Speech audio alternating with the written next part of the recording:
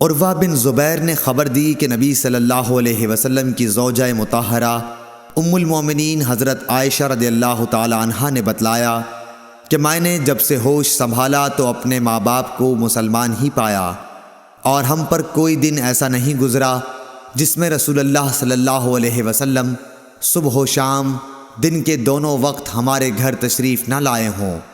پھر ابو بکر رضی اللہ تعالی عنہ کی سمجھ میں ایک ترکیب آئی تو انہوں نے گھر کے سامنے ایک مسجد بنا لی، وہ اس میں نماز پڑھتے اور قرآن مجید کی تلاوت کرتے۔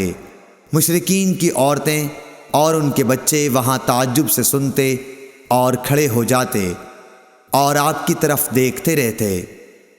حضرت ابو بکر رضی اللہ تعالی عنہ بڑے رونے والے آدمی تھے، جب قرآن کریم پڑھتے تو آنسوؤں پر قابو نہ رہتا۔